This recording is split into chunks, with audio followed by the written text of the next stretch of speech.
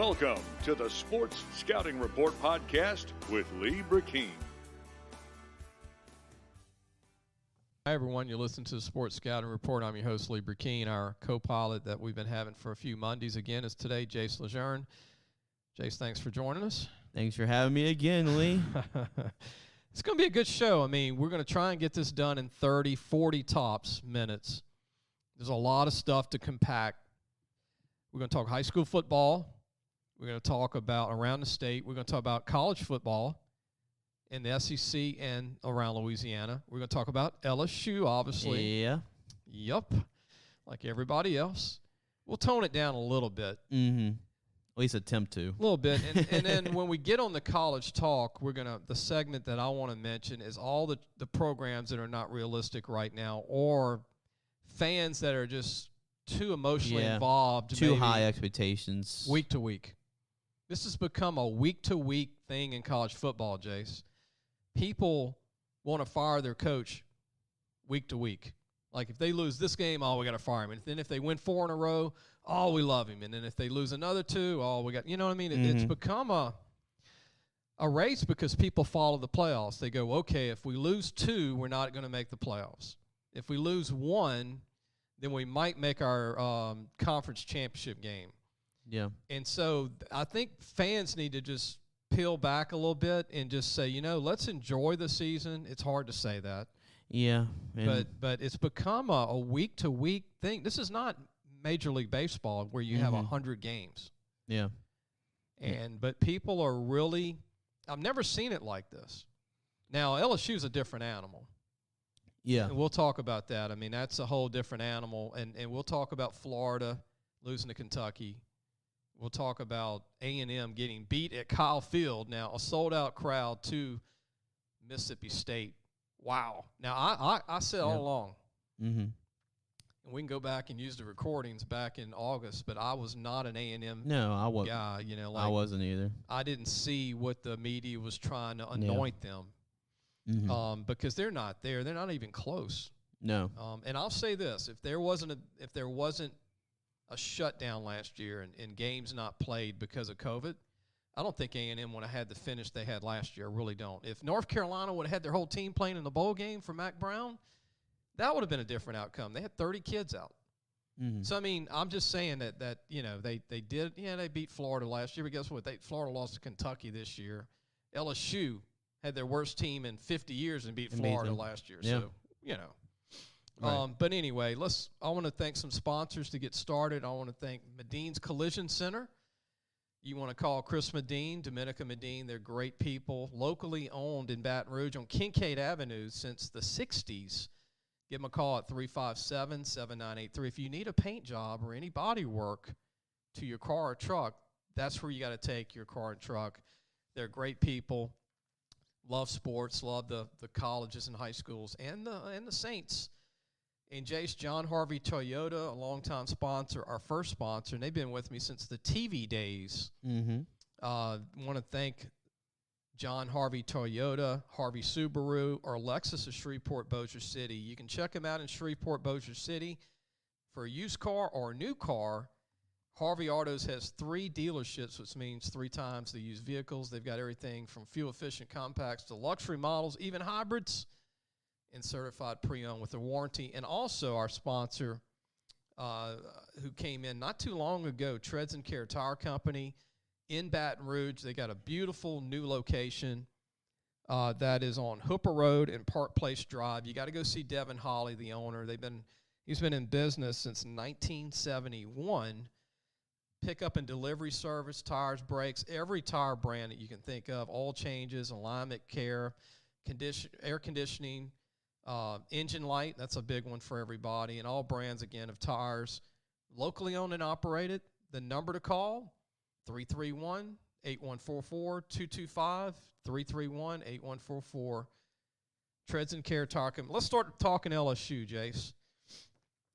So this to talk about. Yeah, so I really thought about this heavily, and I started watching LSU football when I was like 4 years old with my dad on the couch. And I know at 4 we're not like our memory bank's kind of small, but I actually have a strong memory of my days with my dad and how avid of an LSU fan he was. Growing up in my household in 1974, there was no ESPN, right? There was no. It was like 3 channels. Yep. So most games were on the radio. And most of our listeners can relate that's over, 45. They realize and they can relate with what I'm saying. So listening to the game on the radio is really tough when you can't see it. Yeah. So your emotions are really, really on the edge. You can only imagine what you're seeing. And so the legendary John Ferguson was the announcer, one of the greatest ever. Mm-hmm. And he'd go, he's on the 5, he's on the 2, he's an end zone score. You can't see it. Seeing all the coaches that LSU's had, Jace, over the years, in my lifetime, and there's been people listening to the show way before me that, the 40s and the 50s, there are men that are still around that love LSU, that went to the games in the 40s, the 50s, and the 60s. Wow. There's been some really good coaches at LSU. Yeah. I've seen exits from coaches like Curling Hallman. I saw that. Yeah. I saw the Jerry DiNardo days. DiNardo, yep. Recently, Les Miles. Mm-hmm. This is a very similar Les Miles type of situation. Yeah. And I'm not going to get into this for like an hour, me and you, but I just want to mention this. I see players not playing through the third quarter, and that's usually a bad sign with your team.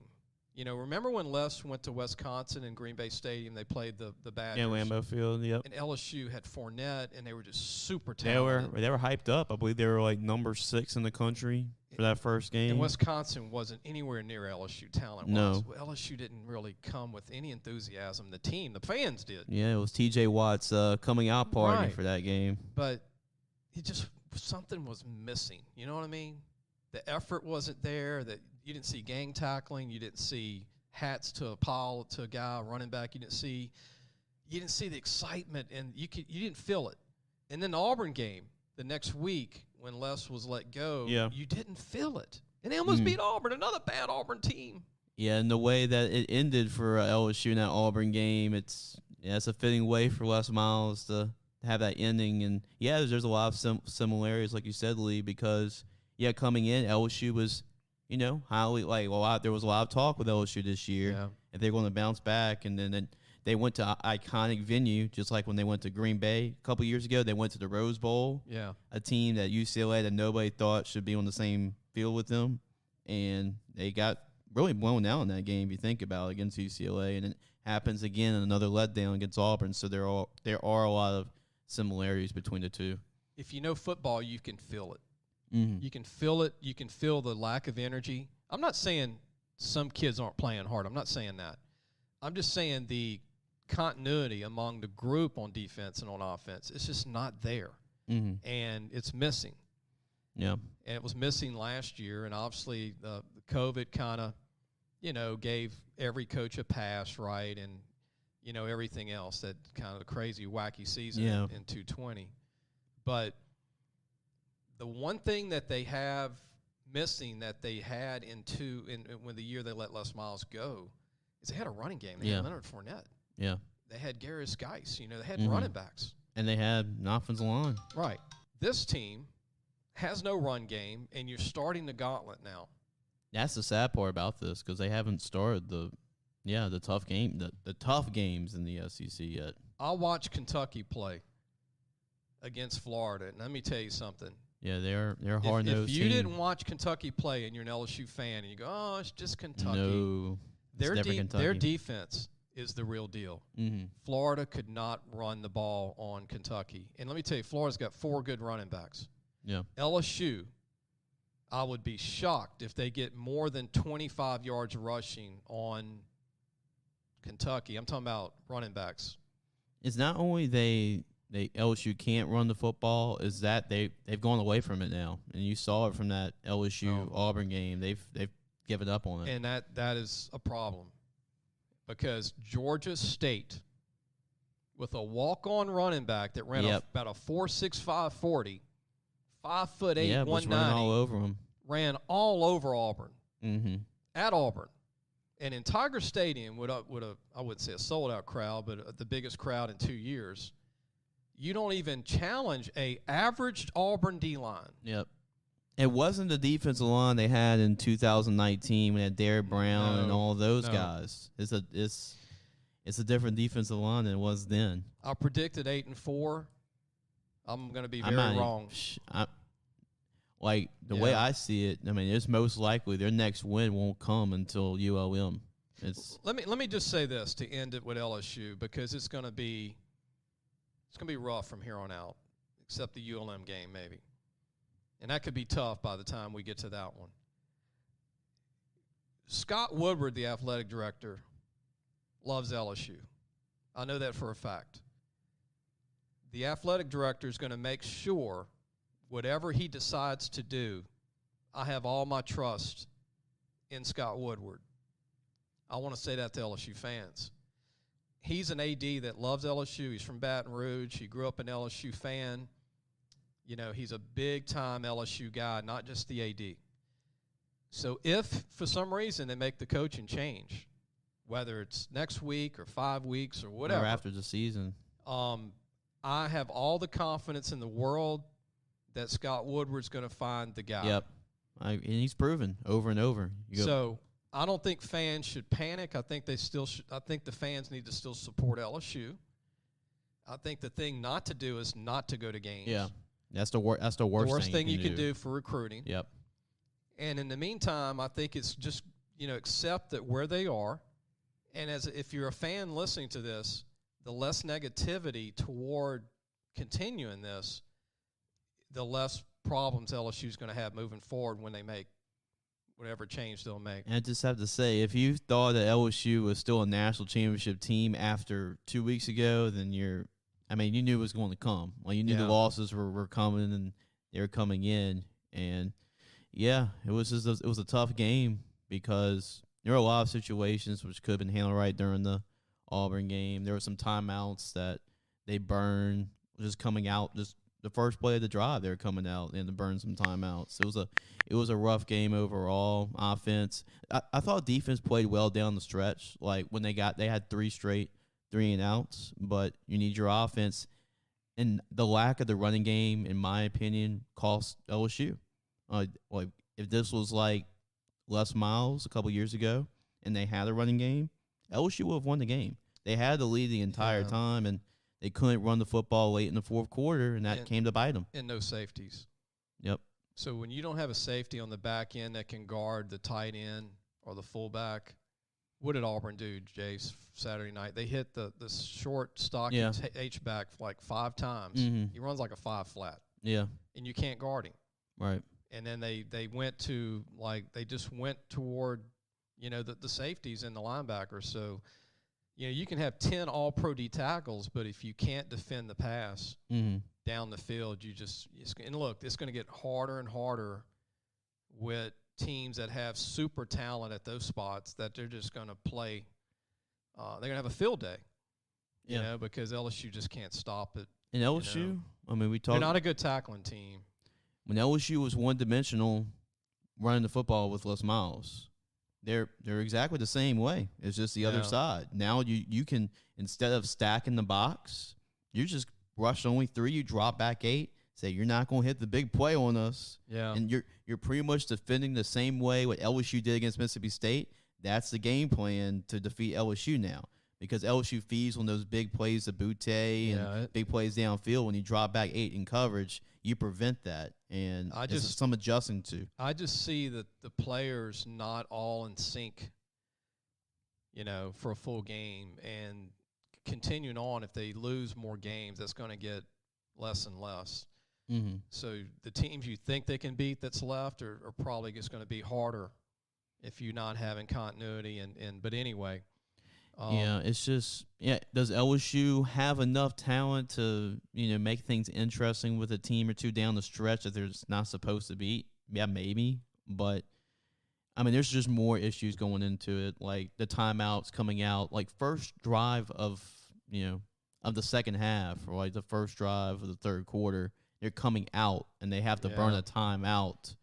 Those are just things that are unacceptable when it comes to Well, I think during the game. Like I said, Woodward's going to have to make the decision, and if you're an LSU fan, he loves LSU. He's going to make the right decision when he decides to do that, whether it's after the year, whenever. I do think the Kentucky game, Jace, Kentucky's not more talented than LSU, but they're like Arkansas. Yeah, they tough. play hard. Yep. They're a little more talented on defense in Arkansas. They got some big D tackles. They got great DBs. They got 8 or 9 NFL guys on their defense. Yeah. Mm-hmm. That Mark Stoops is recruited and developed. He has. And their quarterback has got a cannon, but he's raw. He's raw. Yeah, he's raw, but very talented, and they have a threat of a passing game, something they haven't had in the last couple of years. And now they have confidence. They just beat Florida. And when we come back, we're going to talk about Florida and A&M, that their fan base is not very happy right now, but it's a little different situation. I think those coaches are going to be given another year before anything happens there. We'll be right back. Listen, whatever you're driving right now, Tommy Harvey wants it. Bring it in to Harvey Subaru, Lexus of Shreveport, Bossier City, or John Harvey Toyota. They're paying big bucks for all trades right now. They'll cut you a check right there. Tell them Lee sent you. Welcome back. You listen to the Sports Scouting Report. I'm your host, Lee Brecheen. Jace LeJeune is our co-host today. Also, for our show today, we're going to have an interview that I did over the weekend with Braden Augustus' dad. Braden's a D tackle at Dunham in Baton Rouge. It's about 6'1", about 260, 270. Runs about a 5 flat. Great feats. 4-year starter.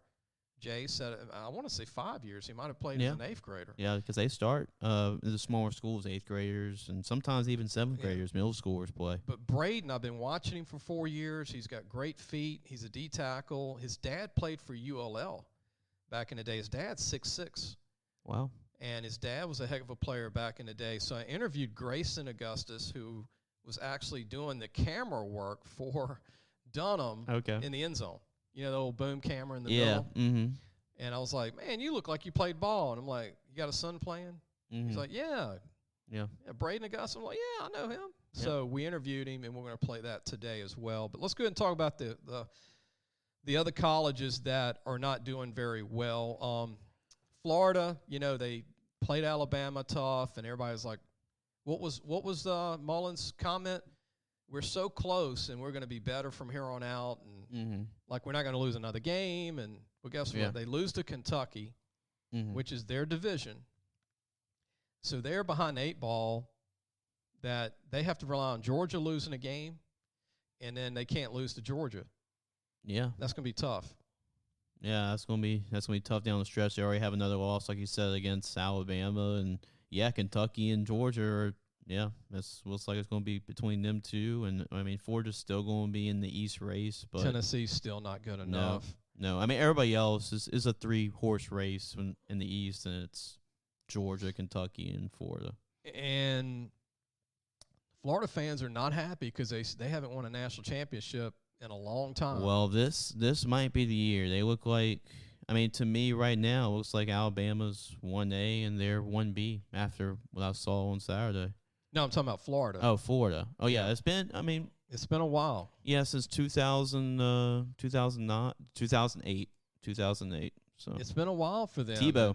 Yeah, they've watched LSU win a few. They've watched Alabama. They've watched the resurgence of Ohio State. With their coach, former coach. And they love Mullen because Mullen was with Urban Meyer when they won the championships. Mm-hmm. He was the quarterback coach for Tebow. He helped Tebow get there. Right. So, it's just a head-scratcher to lose Kentucky. But let me tell you, Kentucky's good. It's a different Kentucky team. They're very good. Different program, and Coach Stoops has done a phenomenal job over there. Yeah. They could be the dark horse if they run the table. Yeah. I'm not sure where that Kentucky-Georgia game's going to be at, but they can make things interesting. This is their most complete team they've had. They've always had the last couple of years under Stoops a really good run game and a good defense, but Will Levis can make some plays in the passing game, and that helps them even more. Once he gets polished, Rodriguez is a heck of a running back. Yep. And their offensive line has NFL guys all over. Speaking of O-lines, Kentucky's got an O-line LSU would love to have. Yeah. There's no excuse that Kentucky has an offensive line. Including one of their former guys. Better than LSU's. Mm-hmm. It's not even close. Yeah. And then let's turn our attention to Texas A&M. They're at home, all right, sold-out stadium, Kyle Field, 100,000 fans. Mississippi State comes in there, who struggled against LSU, and they duke and donk on them all game, and they play defense on the A&M team too. They dominated A&M's O-line. Yeah. I think A&M has the third worst O-line in the conference. Yeah, I thought was behind Vandy overhyped and LSU. because they were overhyping. They were hyping a lot of the A&M offensive line. They did lose some guys, so I kind of scratched my head why they're really hyping that side of the football. Well, give State credit. They shut down Spiller, who usually runs over everybody, but they kept Spiller in check, and State's becoming a good team, and they could spoil some teams' success this year. That's what Leach is going to do. He's going to spoil a lot of people's party, and last year was LSU in their first game after the national championship season, and he did it again against Jimbo Fisher and Texas A&M, and I knew it could have been an upset because coming off the loss to Arkansas, it's going to be more of a down type game for them. Like we talk about, Arkansas plays on adrenaline, and so they're not super talented, and it's going to happen that, if they can win, like if they can go 9-3, 8-4, that's a phenomenal year. Like Coach Pittman's done a phenomenal job with Arkansas, and it just shows like they made some incredible strides, but they're not there yet. And you saw against Georgia, they're not there yet to be in front of the national spotlight. And it's that game and Alabama flexing its muscles against Ole Miss. That's gonna be the last time I question Alabama. But they came ready to play, and it showed that it looks like this year it's going to be a 2-horse race with Alabama and Georgia. Well, I didn't drink the Kool-Aid on Ole Miss either, and I think Kiffin's defense is okay. I mean, they were judging the Tulane game in Louisville. Come on, but and he did put his defense in some bad situations too. Going for 4th and 2, and you're in your own 20-yard line. They couldn't stop Alabama, though. I understand it because they're not going to stop Alabama, but I was surprised how they shut down. I thought they would have some struggles with Ole Miss's offense, but I was surprised they just shut them down for a whole half. They're like vampires, Alabama. They just suck the life out of you. Well, they're the most organized team in the country. They're the most disciplined team in the country. People here are like, don't say that name, that head coach's name, don't say it. They're the most disciplined, most well-oiled team in the country, and nobody's close. Yeah. And it just goes to show you he's just the smartest guy in college football. He really is. Yeah, it's going to be interesting who's number 3 and 4 is going to be, because it looks like right now it's going to be Alabama and Georgia and I don't think there's a 2 below 1. I think it's a 1, and then everybody's really lower. Because you saw the teams that lost this past weekend. Oregon is a very overrated top 10 team. They were number team. 3 going into Stanford beat them, who had 2 losses, right? It's not a good Stanford team. And Coach Shaw outcoached Oregon, right? Yeah.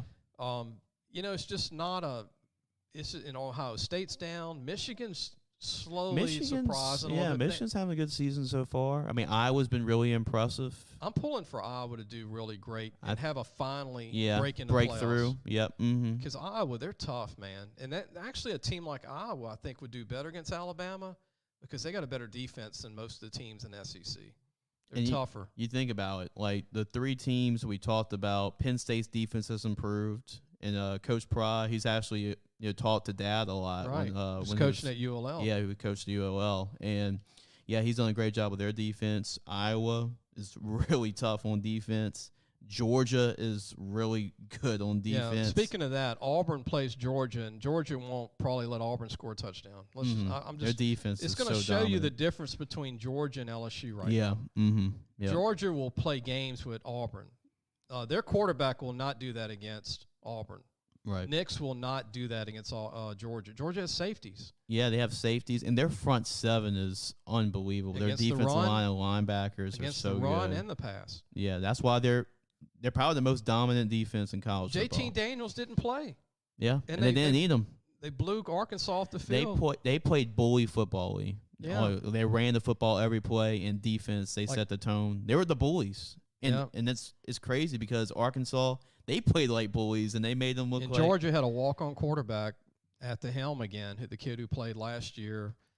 It was actually pretty good. I mean, he's pretty decent. He manages. He manages the game. Yep. That's all you got to do. We're going to take a break. When we come back, we're going to put the college in-state schools with the high school stuff. Yep. And then we'll have Mr. Grayson Augustus interview. His son's Braden, a D-tackle from Dunham and Baton Rouge. We'll be right back. If you need a paint job or repairs to your vehicle, go see Medine's Collision Center located in Baton Rouge, Louisiana on Kincaid Avenue. The number to call is 357-7983. That's 357-7983.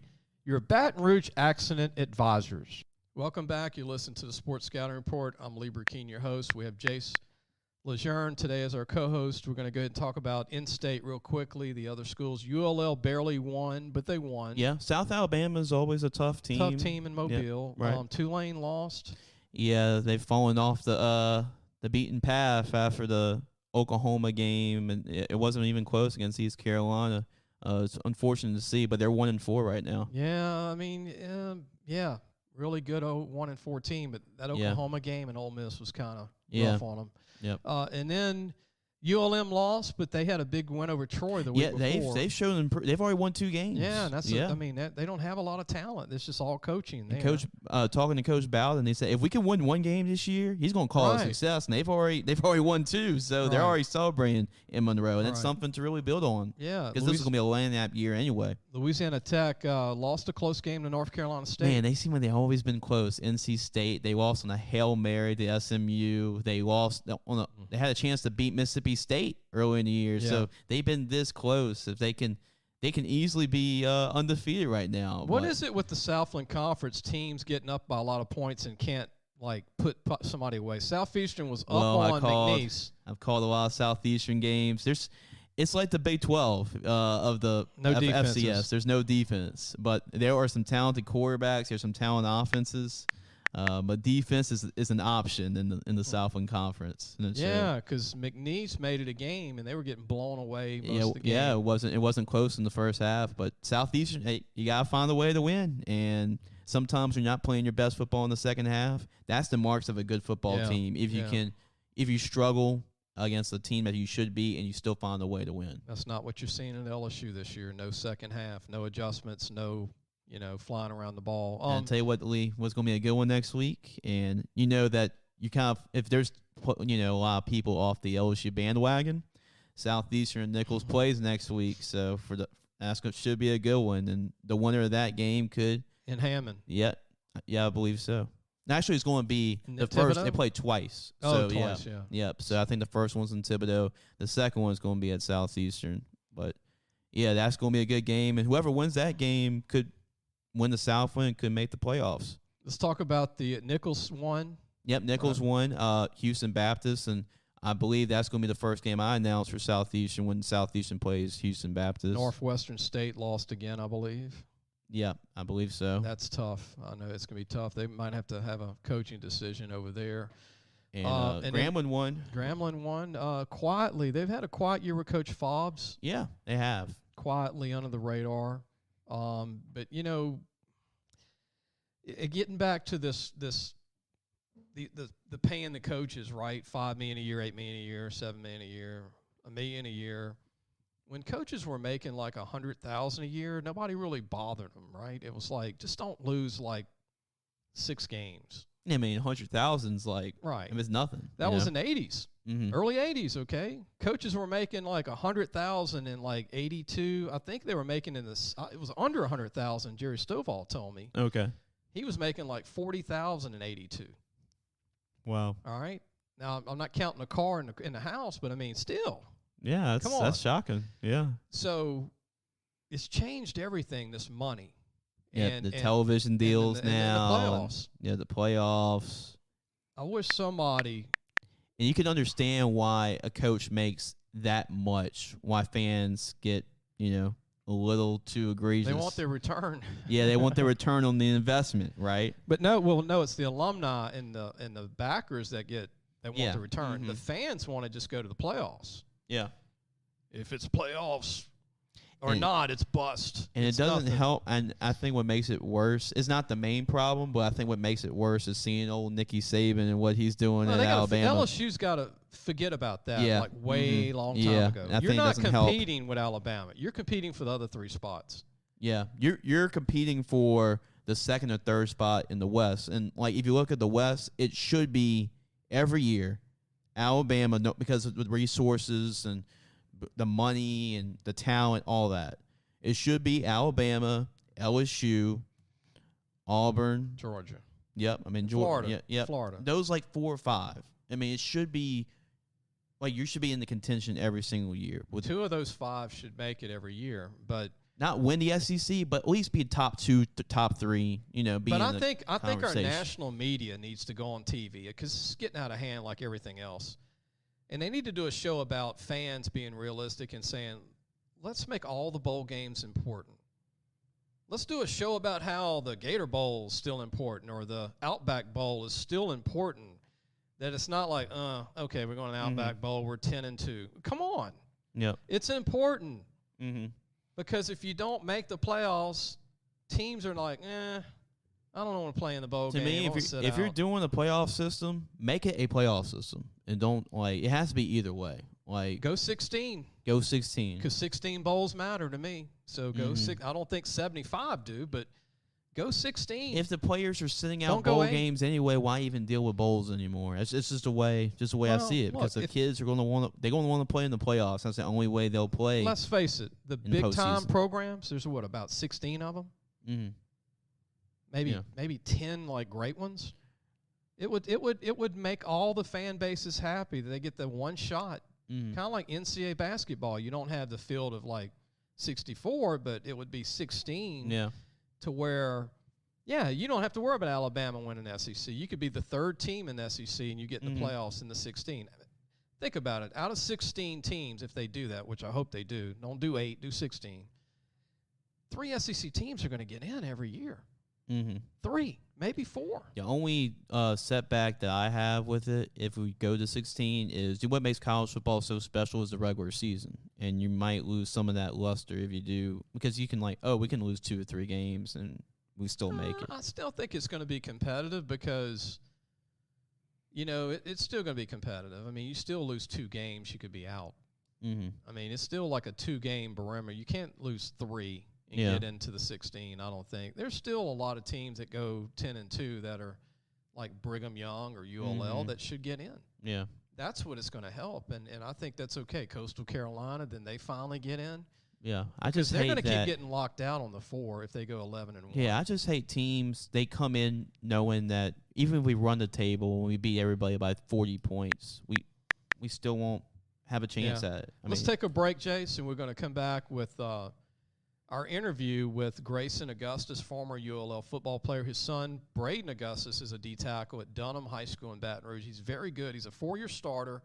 I've watched him since his freshman year, 6'1", about 270, with good feet, high effort player, real strong, great feet, great hands. I think he's going to be a great player. He's very underrated. We'll be right back. Be sure to take your car and truck for all your tire needs to Treads and Care Tire Company located in Central. The number to call is 331-8144.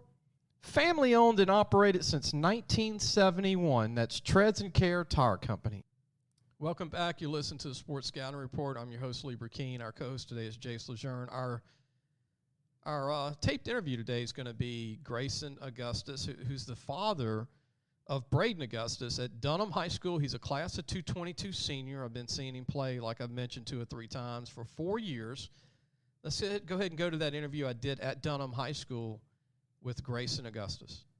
I'm sitting here with Mr. Grayson Augustus, whose son is one of the biggest sleeper D tackles in Baton Rouge. And I'm not doing that because Daddy's right here. Yeah. I'm saying that with all genuine respect, that 4-year starter, high effort guy to coach. I hadn't even told you this. I just met you here on the sideline, but every snap he goes after you, and he's got good feet. I know he's grown a little bit, got a little taller. Yeah, he got a little bit bigger. Got a little bit of height on him now. He's about 6'1", 6'2" now. He's pushing about 280. Which is about where he needs to be. So he's doing good. He's doing good. Good effort. Puts a lot of work in the off season. It's a good kid. Good kid. Your background, you played ball. I did. I played football my whole life since I was 7 years old, man. And then I played a little college ball for down at UL Lafayette. Yeah. So, yeah. Long time ago, but I definitely did. He must have hit 2 inches this past year, huh? Because he's always around that 5'11" range. Yeah, he jumped up, You're at least 6'2". I'm 6'6". I mean, yeah, I'm like, so hopefully, making sure I was at least under, not over. Yeah, no, I'm 6'6", so hopefully he can hit about 6'4", 6'5". That's a good size D tackle. I saw him on film the other day. Looks really good. What's his recruiting like right now? Nothing right now. A few smaller schools have reached out to him, but nothing right now. We've done a few camps at LSU and Nichols. We'll try to do a few more this summer, see if we can get that picked up. Hopefully somebody notices him. Stingley played here. Obviously, Kerry Coke. Yes. Sean Candelosi. They've had a lot of good players this year. Dupree's a good senior. Yeah. Your kid's one of the better D tackles to come out of here. Yeah. We're not known for D tackles here, but what have y'all had? You went to ULL, play for the Cajuns. Yes. Does he have a school, or is ULL up there because you went there? Or? ULL is up there. He likes Louisiana Tech. He's a smart kid too. He's got a 32 on his ACT. 32. Yeah. So he's went up from what I had. Yeah. So he's got some options, but he's got some good coaching. Benny Logan's been working with him. He loves Benny. Benny's good stuff. Yeah, definitely. He's good stuff. So he's got some options. We're excited for him to see what happens in the future, man. I'm glad I ran into you. I appreciate it. You gonna play anymore? You gonna play tonight or what? No, look, I'm getting excited with the drums going and the band playing and the smoke. This is football weather, man. I'm excited. Looks like you can still play. I can give you a quarter. Back in the day, what could you run the 40 in for a lineman? Oh, in college, I actually ran a 4.7. I was 275, 280, and I ran a 4.7. 6'6", 6'5"? Yeah. Unbelievable. Yeah, so that's his goal. He wants to beat his dad. I got to ask you this before kickoff. What are the Cajuns going to do to finish the season? They're looking good. I love watching them play, man. Coach has them playing at a high level. I'm just hoping we break the ceiling and get to a nice mid-level bowl game. We've done the New Orleans Bowl.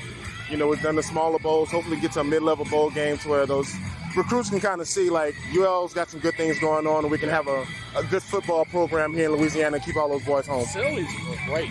Yes. Yeah. Better when you were there, they didn't have anything like this. No, not like they got now. Right now. Yeah, facilities are online with the rest of the country, man. So they're doing some good stuff. So I'd love to see them break through a big level bowl game and really make it happen. Look forward to seeing your son play tonight. Thank you, man. I appreciate it. Nice meeting you. All right, man. I hope you enjoyed the interview with Grayson Augustus and his son Braden Augustus. We're going to take a quick break. When we come back, we're going to end the show talking about high school football. I've got a couple of recruits that I think LSU should look at, kind of like Jack Best, Jace. Yep. The kind of the mold that they don't fit the star system, but they're going to be great players. Great football players. And you're going to be like, why did we let those guys get away? Why? Well, I'm gonna mention those two players. Now, I'm going off of watching the whole state almost the last 6 weeks. Jace will tell you, I watch about 10 games a day. Yep. Some days I watch 20. But I've watched these guys play for a long time, and I really want to present this to the public that don't get caught up in these rankings because it shows time and time after again a lot of guys that aren't ranked are phenomenal pro players and college players. So we'll be right back. Looking for a used car? Harvey Autos has 3 dealerships, which means 3 times the used vehicles. They've got everything from fuel-efficient compacts to luxury models, even hybrids, and certified pre-owned with a warranty. Check out John Harvey Toyota, Harvey Subaru, or Lexus of Shreveport, Bossier City. Welcome back. You listen to the Sports Scouting Report. Before we talk about the recruits, Jace, let's talk about high school football. Catholic high school, your Bears are on a roll. They are. They've beaten everybody but DeMatha of Maryland. They beat a great Maryland team this year. Speaking of that, they did. But they've beaten Warren Easton. They've beaten West Monroe. Yep. It's like the who's who. Acadiana. Yep. It's like there's nobody left. Lafayette Christian. Yeah. And Lafayette Christian, like they gave Catholic some problems for a while. Well, so they got Catholic a good team. Just the too much depth being 5A and all the numbers just help prevail. But statistically, they hung right there with Catholic. So here's the deal.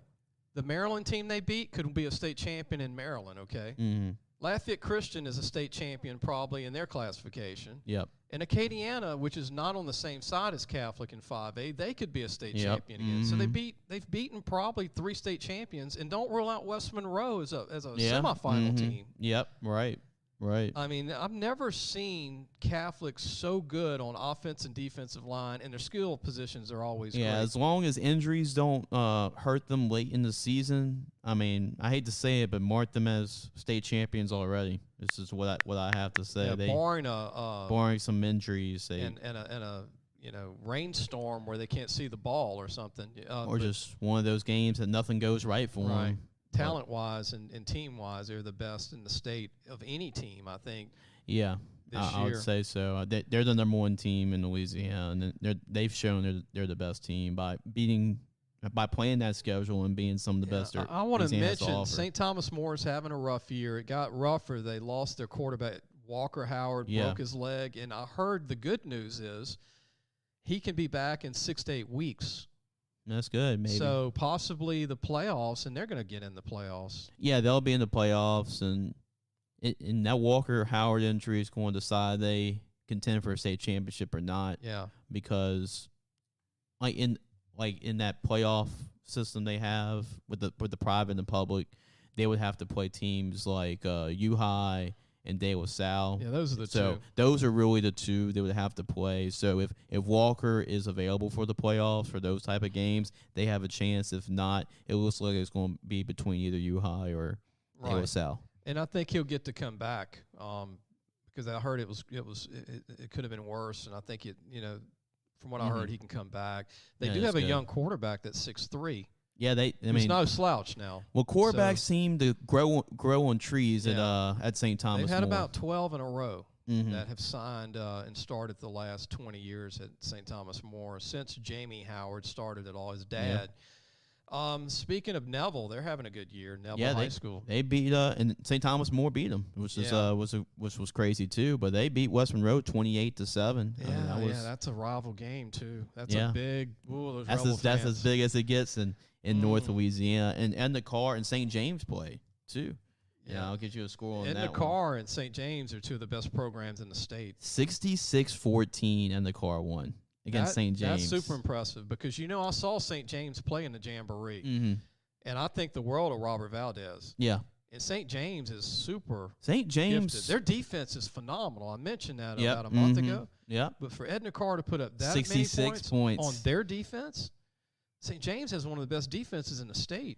Aaron Anderson had himself a game, too. Like, he was just all over the field. LSU's got to hold on to him somehow. Yep, they really do. And Chaz had himself a pretty good game. He scored a touchdown, but, and the Car. If there's a second-best team in the state, it's Edna Carr. It's Edna Carr, yep. Yeah, because they gave Catholic trouble last year. Yeah. And Catholic's better, but Edna Carr's just got so much size and speed. They're the favorites to win in their classification in 4A, I believe. I know Neville's good. That might be a great game. Yeah, Neville looks pretty good. Different sides. Yeah, Carr, Neville. You can't count out teams like Easton either. To make a run not at as good. Not this as year. good, but they'll, considering 4A. Yeah, they'll make a quarterfinal, semifinal type sleeper push. Team to me is Jesuit this year. Jesuit started late because of the hurricane. They're to me set up for the long haul to be a great. And Brother Martin beat St. Aug by like 35 points. And St. Aug's very good. Yeah. I mean, this is a very stout St. Aug. And I saw Brother Martin their first game this year against East Ascension. And Brother Martin was a little out of sync because of, the hurricane. They hadn't played any games. But Matt Mahat, their quarterback, and their defense and their running game's becoming really good because they were young there. It's the same old guys, in the playoffs right now, it seems. And Ponchatoula, you said, had a because North Shore was undefeated going to that game. It was going to be like a prove-it type of game, and Ponchatoula said, hey, don't forget about us. They won 49-7. They looked pretty impressive out there. And, I might be a little biased here because, VSN and Episcopal have been paying me a little bit, but they looked pretty impressive against Catholic Point Capee, and they won 42-12. So they did. I watched the game. Very, Very impressive because Catholic Point Capee is one of the top 5 teams in the classification they're in. And they beat Kinder, which is always very good team. Very good football team. A lot of good teams in the state. Manny's really good again. Yeah, Westgate beat Lake Charles Prep. I thought that was very, very impressive. You know, another team I'm impressed with this year, Jace, is, besides Ruston coming on, by the way. Yeah, right. Is I'm very impressed with North DeSoto and Dennis Dunn. Mm-hmm. Yep. North DeSoto, this is the most talented team I've ever seen them have. Now, Scott Abernathy had some good teams. Yep. But this is the best Dennis Dunn team since he's been there, and it's the best team I've seen ever. I mean, they've got size, speed. They got a quarterback in Kenny who's very athletic, who can throw and run. He's a very calm quarterback. He's kind of like the dual-threat quarterback, Chris, of the Shreveport version. From Madison Prep, and obviously Madison Prep is very good this year. Dunham had a big win. I went to the game over Southern Lab. Yeah, you did. Southern Lab's very talented. We could go on and on. We don't have another hour to go over all the teams. No, we don't. But we're just mentioning a little bit today. Before we end the show, I want to mention about 2 recruits who LSU needs to offer. I was that guy that was slamming, saying, hey, you need to offer Jack Besh, LSU. I was screaming it, remember? You were screaming it his sophomore year. Yeah. Well, I'm going to scream it for 2 guys today that LSU will – fans will not sleep at night if they see these 2 guys playing against LSU, put it this way. Shelton, well, I'll talk about Shelton Sampson's son another time. He's only junior. But I'm talking about Dylan Sampson from Dutchtown. Yeah. Dylan Sampson is the most unique football player I've seen since Warwick Dunn. Now, I'm not saying he's Warwick. I'm just saying he's the most unique small guy. Mm-hmm. And he's close to Clyde Edwards. And in similarity, he's not a big guy. He's 5'9"-ish, about 180, but he runs he's 220. And he runs a 4.3. Mm-hmm. But he's a football player like Clyde Edwards that college is like, I don't know. The size. LSU's like, I don't know. Yeah. Look, it's going to be a huge mistake if they don't take this guy. And most LSU, we can't get them all. No, it's not we can't get them all. This guy's going to be your next Etienne that gets away. And if he signs with Tennessee, he has that type of similar running style. That's a good comparison. He does run a lot. Dylan Sampson's better than anything LSU has right now. Oh yeah, okay? Oh yeah. And they're not recruiting him. And for a team without a running game, and you got a guy in your backyard who is different, and he's super gifted, and he's at next Clyde Edwards. Well, remember when Clyde Edwards signed? Yep. And people said, They lost the back out of Mississippi to Florida State, and they lost this guy, and they lost Etienne, and we get Clyde. Noah Kane, I believe, lost him too. And they're like, well, we get Clyde Edwards. Well, Clyde Edwards was phenomenal. Mm-hmm. He was a stocky, short, strong guy. That's what Dylan Sampson is. Yep. Dylan's not as thick, but he will be a little bigger in college. But Dylan Sampson, if he goes to Tennessee, he's going to turn him around. Yeah. All right. Tennessee's going to give himself a good one. So I'm putting the heat on whoever is coaching LSU in 3 months. And he's run well against tough competition. He ran for like 280 yards and 4 touchdowns against Ouachita. Look, I'm going to tell you something. Competition. I've waited 4 years to say it. I've watched him about 10 times. And I've watched the whole state. It's not like I watch 10 teams, local. I go all over Louisiana. But Dylan Sampson would be an All-American at any high school. Yeah. Whether you put him, but he's, LSU coaches need to get away from this size requirement. And what got him the championship ring was a Clyde Edwards. Yeah. Mm-hmm. Justin Jefferson. Those guys were not highly recruited that I pumped really heavily. Mm-hmm. You got to take, they're in-state guys, and they're going to be great and they play hard. It's still like my mind is blown why Justin Jefferson was only a 2-star. Well, he got his grades late in recruiting. Yep, right. That was the story. Right. And 2, people weren't on him. And I remember seeing him against Woodlawn in Baton Rouge return a punt his junior year. Mm-hmm. I was sold, like done. Yep. Mm-hmm. I'm sold. Yep. He had stuff that you can't teach. Mm-hmm. And I was like, Coach.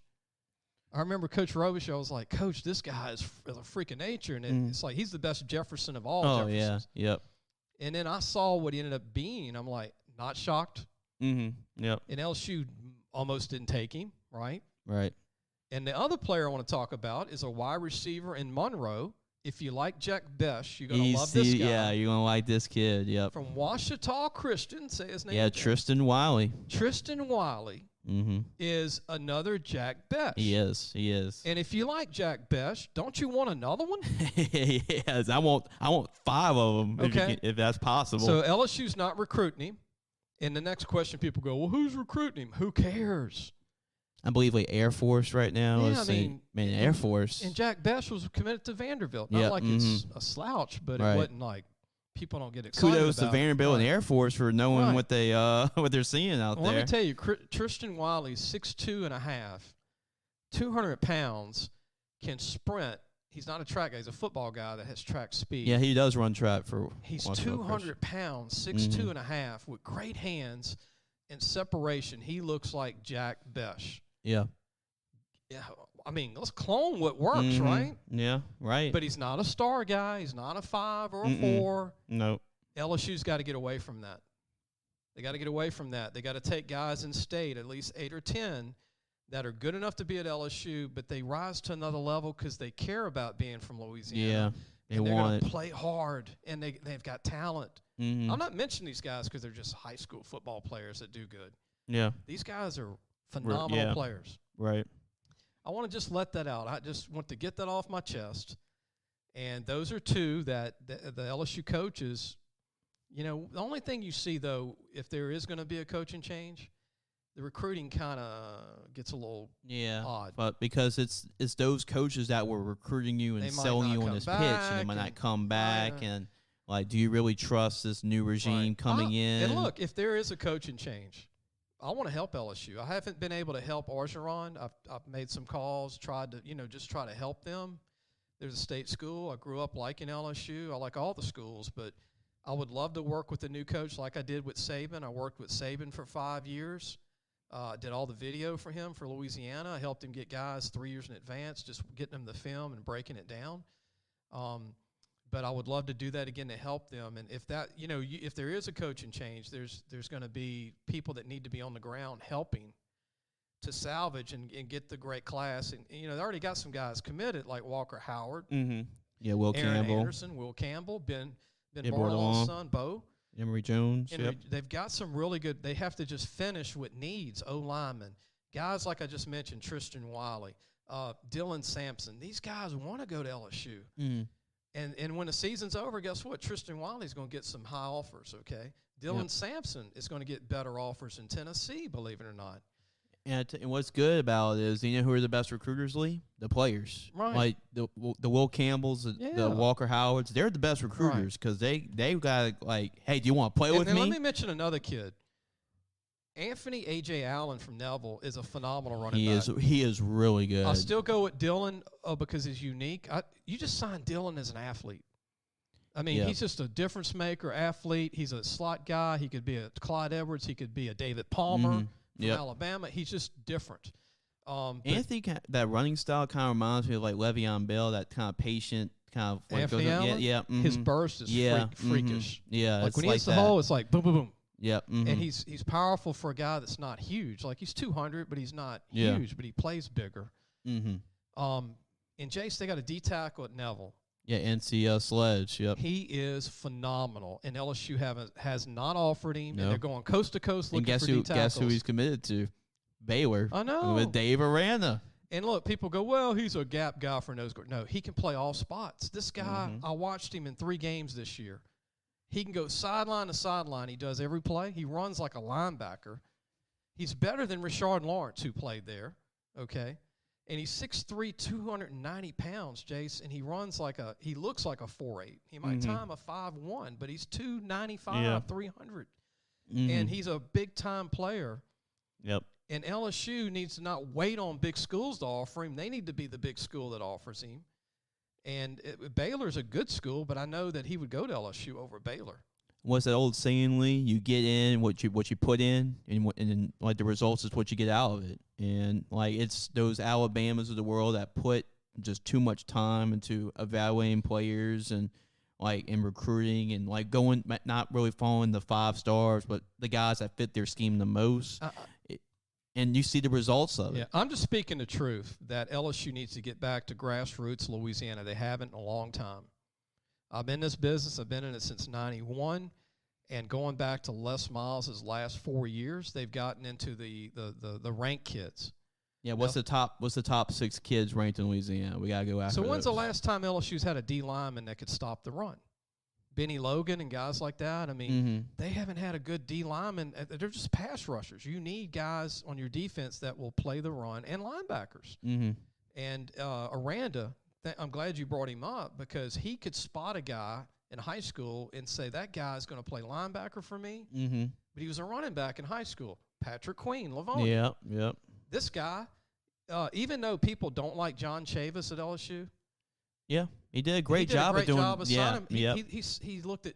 I remember. Actually, I'll take credit for this, but I was selling the film to LSU, and Deion Jones was at Jesuit, Jace, and he weighed 190. Yeah, he was. Yeah, not even 200 pounds. Weighed 190, 6'2", but he ran like a 4.4, and he had freakish skills to like read, react, and hit. Yep. And Chavis took him, knowing that he'd bulk up, and guess what? The rest is history. Yeah, sometimes you need to look at guys that have the high ceiling yet, that haven't hit it yet, but you can see it. I sent the film in to him his junior year ending. I was like, Coach, this guy, here's your outside backer right here. And he's like, I know he's 190, but he'll be 220. It's about the potential, the ceiling of the kid. He's a hamburger away from being 220, and he's going to always be a 4.5. And guess what? Now Deion, I think, is 225, 230, 4.5. Yep. The best player for Atlanta on their defense. And sometimes the caveat about the 5 stars, they probably already hit their potential. They probably already hit their ceiling. Well, you know, people say, well, you got to do what everybody does. Not everybody recruits just ranked guys. You have to, in state, you have to protect your state, and you can't let guys like Dante Smith and Etienne go in the first round from Louisiana the same year. One won the Heisman. Yeah. And they're like all-American, 4 years in a row, and Etienne. I was telling somebody this 5 years ago, Jace, when Archeron's first recruiting class. Now, he was the recruiting coordinator before he was named head coach, so he knew the players in the state. When it's all said and done, there's going to be about 5 players from that first year that he lost just to Alabama that'll go in the first or second round from Louisiana. If you throw in Chris Allen, and you throw in the big D tackle from Neville. Right. They were great. Fidarius Mathis. They were red shirts. So those guys came back for their 5th year to Alabama. Yeah. Now Mathis got a chance to be a first-round pick from Neville, okay? And then Chris Allen got hurt this year, but he's still probably a second-round pick from Southern Lab. Oh, yeah. Yep. And then put Devontae Smith in there, same class, okay? Stay with me on that. Yeah, I'm with you. Dylan Moses. Yep. It came back to haunt him because he lost 5 of the top 7 in the state. That's the squeeze that Saban had on him, okay? Yep. So he never recovered from that, and a lot of those guys could be with LSU right now or last year. Yeah. 5 in one class, okay? And then you put Etienne in that class that same year. You lost 4 or 5 All-Americans out of 6 kids from Louisiana from that one class your first year. Yep. And so, you know, people say, they've lost a lot of good players. They've lost some good players. And not just, there's a lot of guys. But look, again, at the end of the day, before we close the show, I grew up an LSU fan, being in Baton Rouge. And I think what we should do, though, is, the fans need to keep going to the games. They need to keep being LSU fans. Yes, you have to. They need to keep supporting the program. And that's where I'm a little different in the media. I'm going to always do that because I know parents and kids listen. All I'm doing is trying to talk about what they need to improve on from here on out. Right. The recruiting in Louisiana. I know the high school coaches agree with me. And we talk a lot. I talk with a lot of high school coaches, and your dad's one of them. But, I hadn't talked to your dad lately, but your dad's a high school coach. Yeah. But it's something that they need to tighten up on. Jacob Hester was a guy, I don't even think they would have recruited him in the last 3 or 4 years, when he was at Evangel. And guess who was recruiting him was Nick Saban. He just knows how these guys that fit the system and the guys that are football players. I don't care about the stars. But I think it's part of football players. It's part of the recruiting problem that they're in right now is that they over-evaluated guys that were like Clyde Edwards that didn't have the height or they didn't run the 40 for him a certain way, but they're great players at this level. Yeah, but trying to see, okay, does he match all the check marks? Is he 6'3"? Does he run a 4.4? Can he play? Does he? It doesn't matter. Can he play football? That's Yeah, what it all comes down to it. Yeah, and I remember they almost didn't take Clyde. They were trying to sign everybody, Mm-hmm. and it was like back burner. Like Clyde was the back burner, right? Yeah. And he played with that chip on his shoulder his whole career at LSU. Right. And he ended up being a phenomenal player for. And I think the Yeah. Chiefs love him too. He had 2 touchdowns Sunday. Now, what also helped too was that they changed the offense. Then that offense was going to be a really good fit for Clyde too. And it just so happened, and like I said, if they could change the offense where they can get him in the passing game and the running game involved and spread it out, he would be incredible in that offense. Well, and they did. Just accept LSU's not a good team this year. It's tough. Fans are going to get more angry as it goes on, I think, but don't. I would say just. I accepted it after the UCLA game. This is not a national championship team, and you just have to accept it. Yeah, just enjoy the journey. And support them week to week. These kids are 18, 19, 20, 21. Still a young football team. You also got to keep the talent it's there. Mm-hmm. It's there. So it's not like if there's a coaching change, there's no rebuild to me. With the transfer portal. Mm-hmm.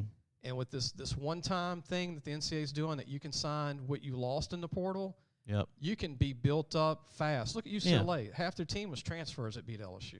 Right. It wasn't like it was 10 years ago where, like, if you set back, you're set back years. Guess no, what? You can get back right Auburn into it beat after a LSU year. with 4 transfer D linemen that were from all over the country. They lost 5 linemen transferred out. Yep.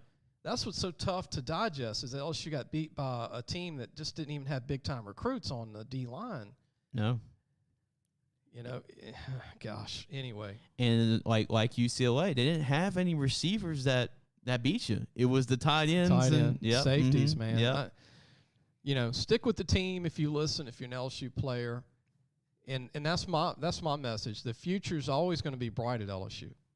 Oh, yes. The talents – Louisiana just has too much talent in the state for you to struggle. And here's the final thing. I've been reading a lot of people that write in from all the stuff. And people are worried about getting a good coach. Are you kidding me?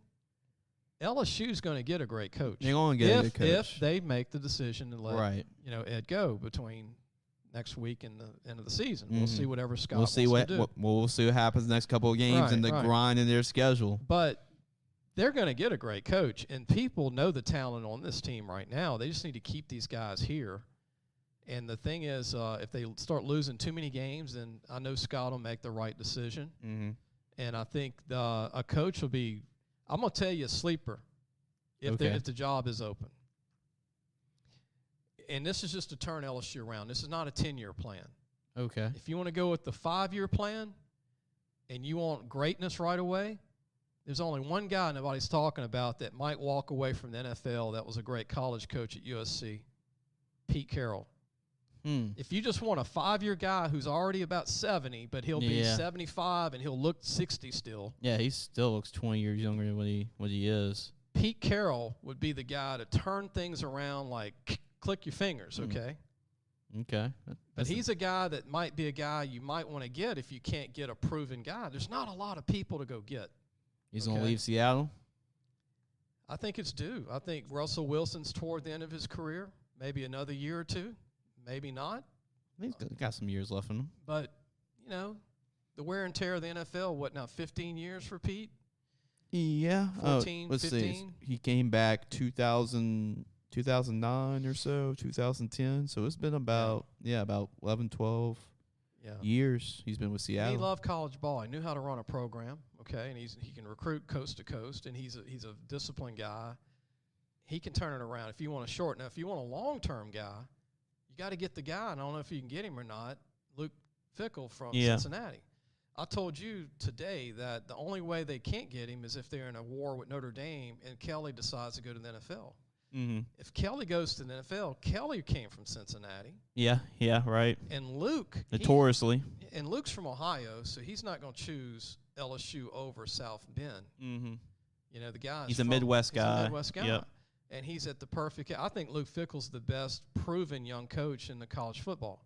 Now, he's built a program at Cincinnati. He's had success as an interim coach at Ohio State, so he's coached and at he played in NFL for a long time. Mm-hmm. And he's a college guy now. He knows how to run. He took Cincinnati. He didn't let it go down. Most people, when they inherit, like when a Kelly leaves, it goes down. No, he built it up. It built it up even more. Mm-hmm. And I've been to Cincinnati, Jace. I've been to the university. They don't have the greatest facilities. They got to go drive off to their practice fields down the road like 2 miles. They got to get on buses. Right. All right. They don't. It's like there's no parking on campus. It's kind of like a Georgia Tech, a little bit like Tulane. But I think Luke Fickell's is going to be the next great coach in college football, and just hope that Kelly stays at Notre Dame. That's the only job that would be LSU couldn't compete.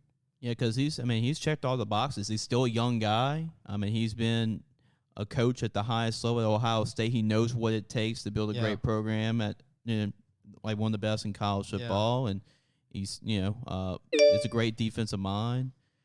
Yeah, I mean, if you have him at LSU and he focuses on the defense and managing the program, you get yourself a great play caller. It could work out.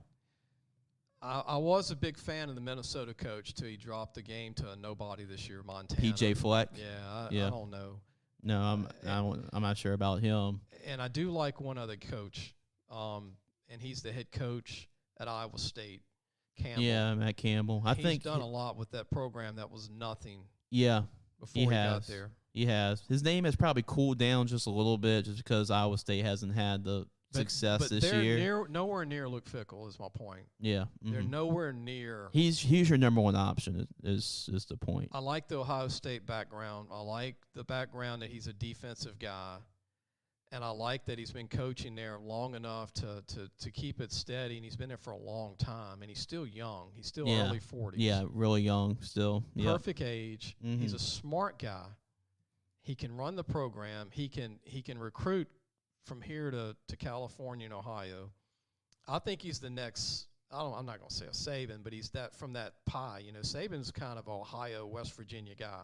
Okay. And another thing is coaches from the Saban tree have like trouble against them too. Yeah. And like none of them beat him. Yeah, he's not associated with Saban. So you got that. Yeah, I don't want Lane Kiffin because Lane's not a defensive guy, and he's always been let go wherever he goes. He's had a lot of jobs, and I just don't have a feel that he would be long-term for LSU.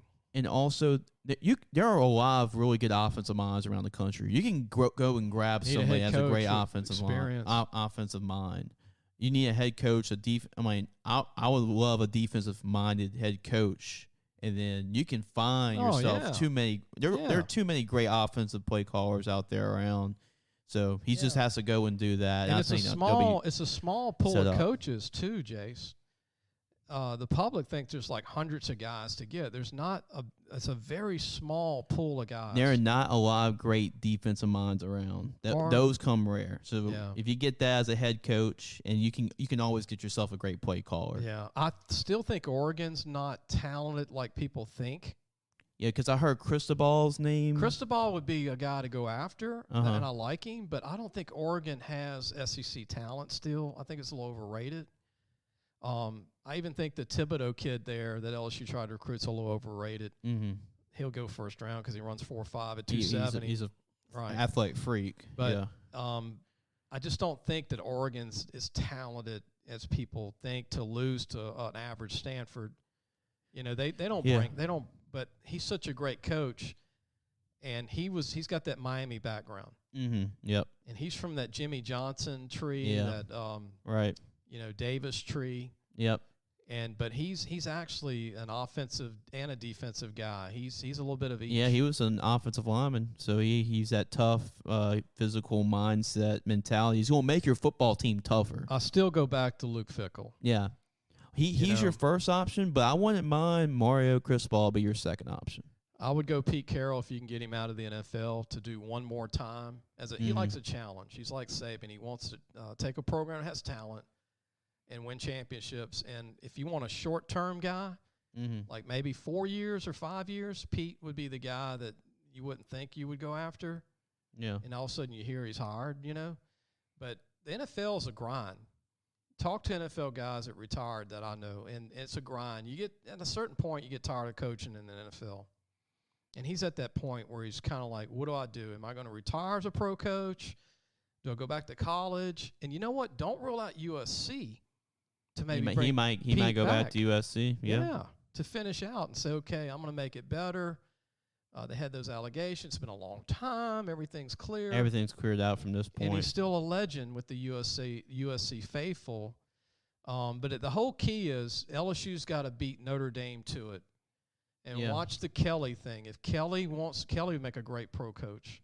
Yeah, it also decides what he wants to do. Because, like, job security, he can stay at Notre Dame as long as he wants. But it's going to be up to him whenever he wants to. And Dabo's not going anywhere. No. Forget it. He's not going. He's not leaving Clemson. And I don't know of anybody else proven outside of Saban and Dabo that you can say, okay, that guy's going to win you a national championship year one, except a Luke Fickell. That's the only guy I keep going back to, you know, that you would hire. Now, I know Dave Aranda hadn't really been around a while at Baylor. Yeah. That's another guy to watch, but he hasn't coached long. Right. As a head coach. You don't know how his because he's an introvert. You know, he wants to keep things to himself. He's not the most outgoing person. Defensive guy. He's a great football mind. It's only his second year as a head coach. Yeah, but there's so much to it when you're the head coach at a Division I program than just X's and O's. There's so much more you have to deal with. I still think the Auburn coach has got a tough road ahead. Oh, Brian Harsin. Yeah. LSU just let him off the hook. Yeah, I think so too. I really don't see it. I really don't see him lasting there too long. No. But you know, kudos to him for getting the win against LSU and LSU. I'm gonna mention. We talk about the lack of the running game I'm gonna mention one more. I'm gonna mention one more name LSU might interview. And I don't want him as a head coach. It's Mark Stoops. Mark Stoops, Kentucky. I don't want him as the head coach. I mean, he's what he's doing at Kentucky is great for Kentucky, but I think he hits a ceiling as a coach. Yeah, and overall. And I know a lot of LSU fans are saying, "Ooh, try to interview Joe Brady," but like, you know, he wants to be in the NFL. He wants to be. And the sleeper guy is Michigan State's head coach. Oh, Jim Harbaugh. No, Michigan State. Oh, Michigan State. Oh, that's your boy. Yeah, I know him. You know, Michigan State, Mel Tucker. Mel Tucker, yep. He was at LSU. Yeah, that's a trendy one. Saban, and I think he's a great coach. I think what he's doing at Michigan State's great because he inherited 0. Mm-hmm. Yeah. Mark D'Antonio stayed a little too long, I think. Mm-hmm. But he is a great coach. I like what he did at Colorado, and then and then now was it Colorado State or Colorado? It was Colorado. Mel Tucker played at Michigan State, I think, for Saban. And then he coached here at LSU. That's why that connection happened, yep. But he's tough. He's intense. He knows the game. I like these Big Ten background guys. I'm a defensive guy.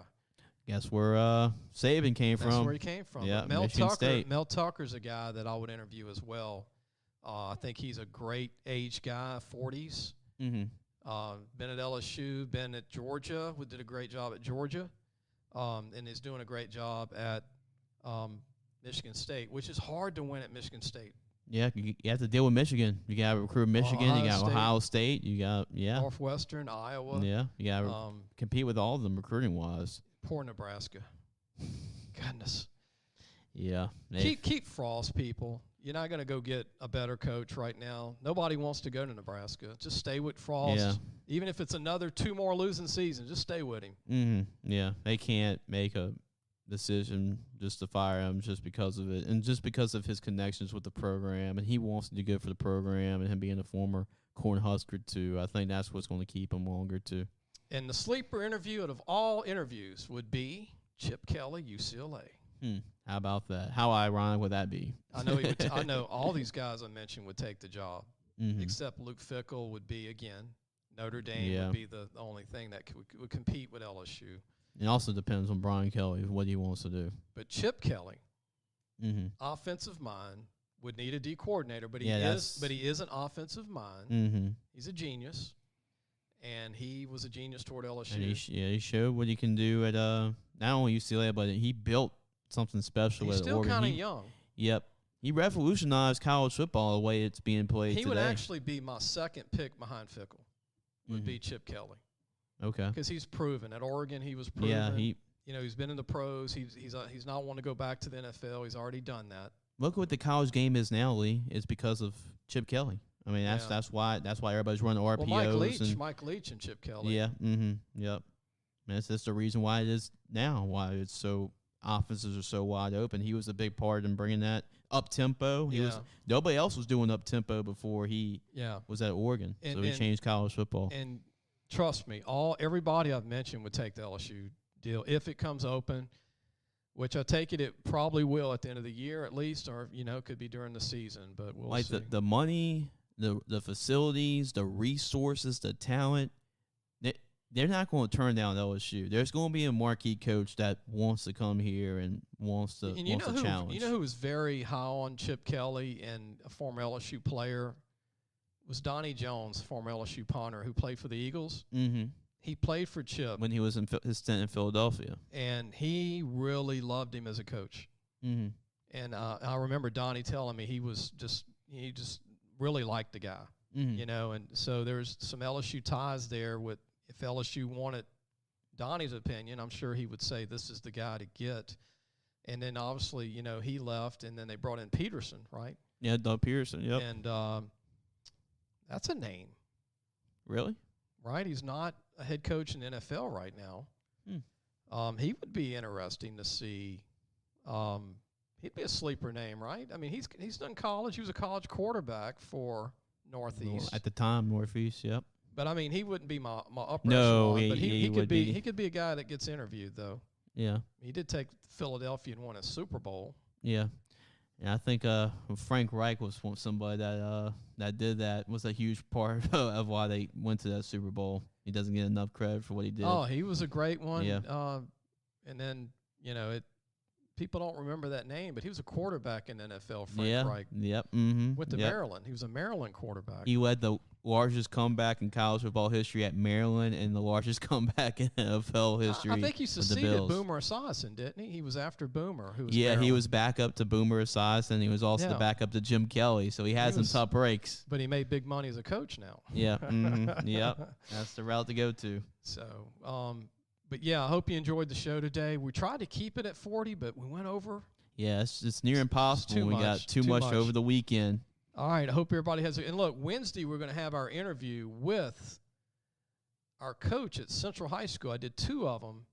We're going to talk a little baseball and football with Leo McClure from Central High School. Familiar last name. And we talk about Todd McClure and what it was like for him to be recruited by LSU and all the schools when he came out. Very great story that Leo shared. And then his baseball program, Jace, has 4 D1 pitchers.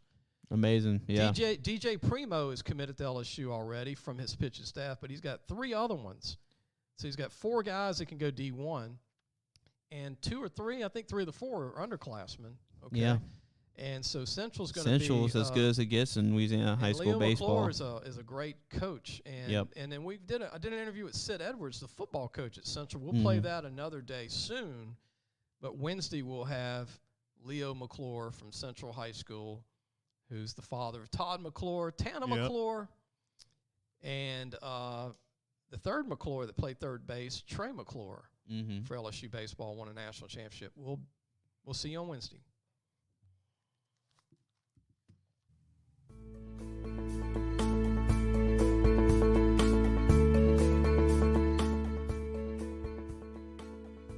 Thanks for listening to the Sports Scouting Report podcast with Lee Brecheen.